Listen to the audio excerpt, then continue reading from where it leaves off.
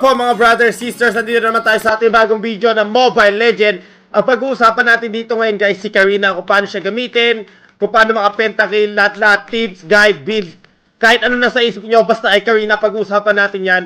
Pero bago lahat ng yan guys, huwag nyo kalimutan i-like tong video na to. Okay, pag gawa mo to na 850 likes guys, mag-i-skin giveaway tayo. Okay, sunod nyo na yung ID, pati in-game name nyo, dito sa YouTube video, sa comment dito. At huwag nyo kalimutan mag-subscribe para qualified kayo na manalo ng skin, okay?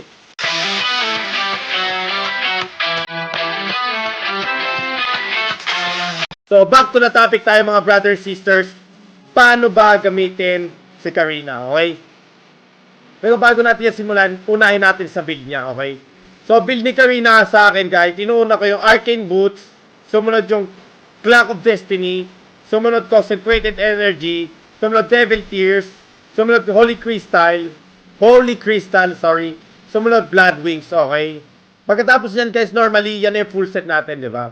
Ngayon guys, i-explain natin isa-isa kung bakit yan yung kinuha natin. Arcane Boots guys, kailangan yan Arcane Boots para sa Magic Penetration. Plus, first item nyo dapat yan. Bakit? Kasi assassin kayo. Si Karina, assassin yan guys, okay?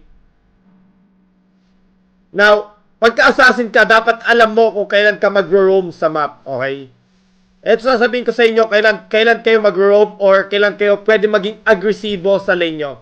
Power spike ni Karina is level 2. Okay, Karina, level 2. Tandaan yan, may first skill, second skill kayo, maging aggressive kayo sa lane, okay? Huwag kayo matakot. Nakikita nyo dito sa video, kasama natin dito si Estes, di tayo natatakot yan, alam natin na lamang sila. We don't give a shit.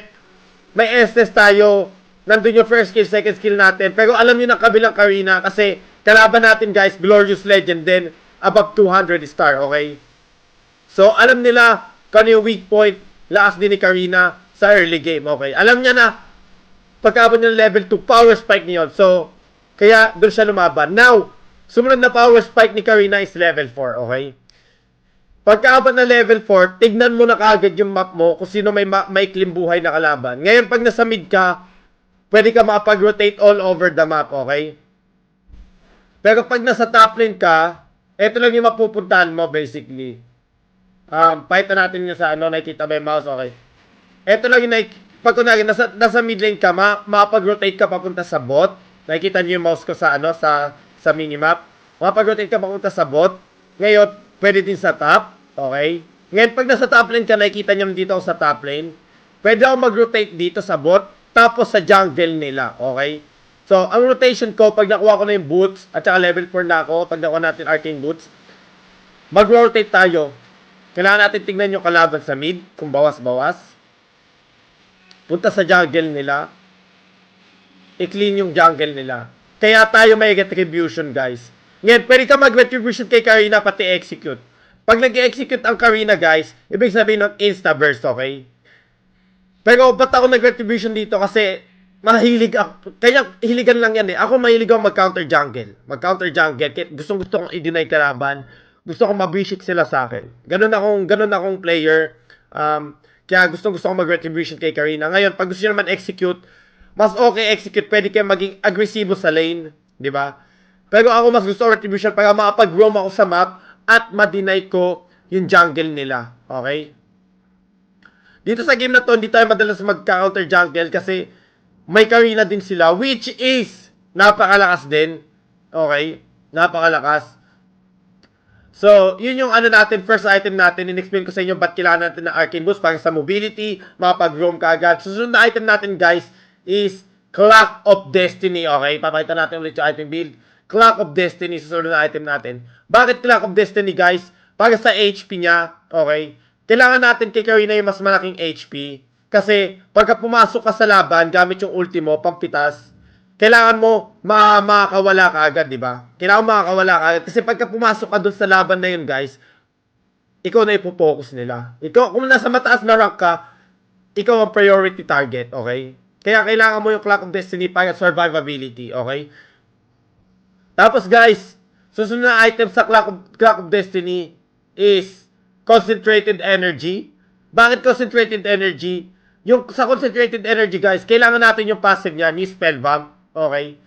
Bakit natin kailangan yung Spell Bomb? Kasi kung nakikita natin dito, tingnan natin kalahati na lang yung buhay natin. Pagka nagka-spellbomb tayo, every time na gumagamit tayo ng skill natin, na nagkaka-lifesteal tayo. Kumbaga, ayun yung lifesteal ng mga magic damage. Okay?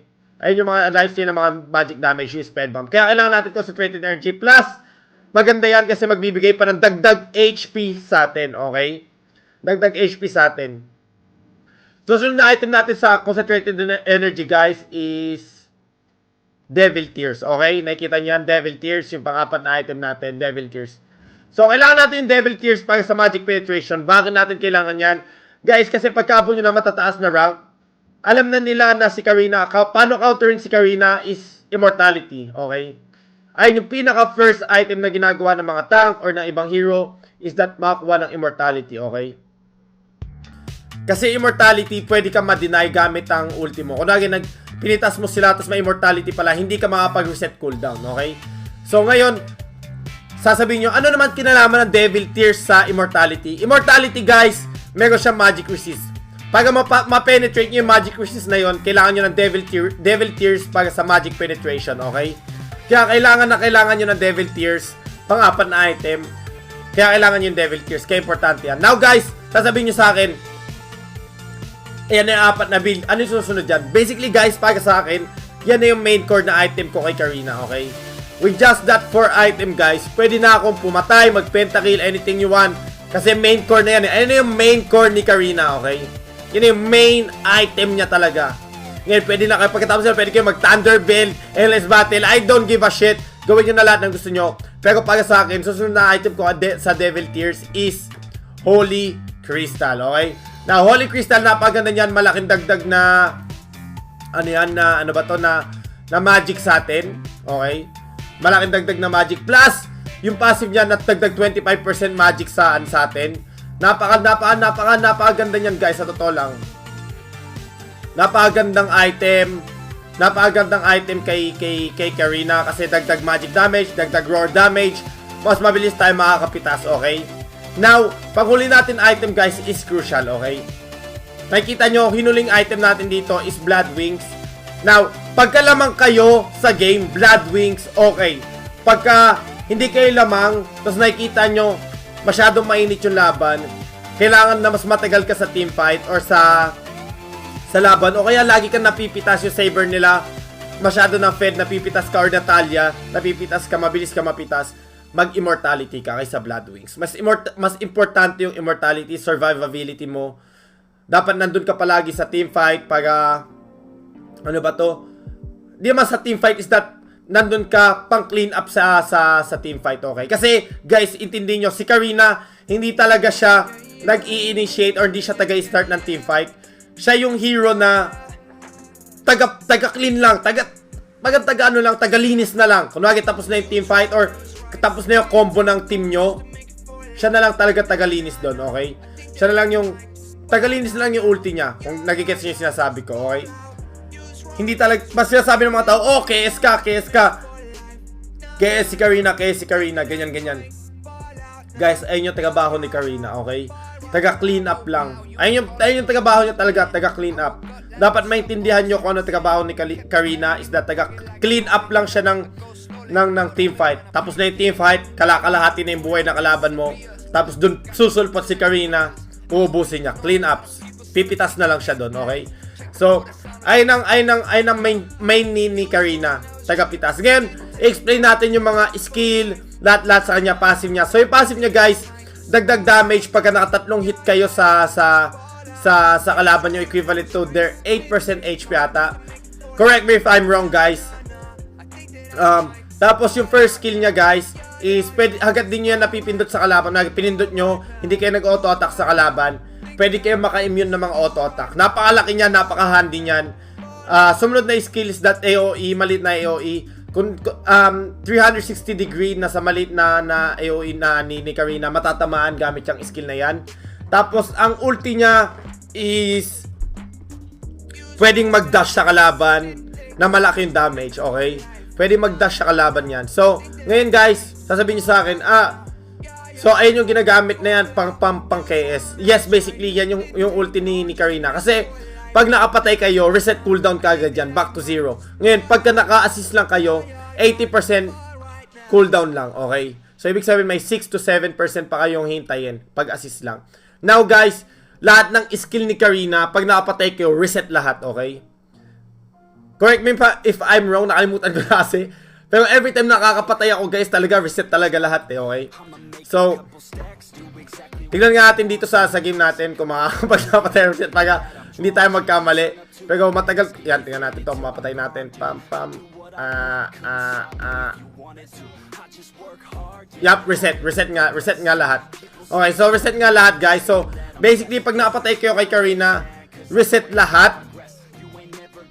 Reset lahat ng skill mo. So, ayun yung ginagamit natin pang clean up kay Karina, okay?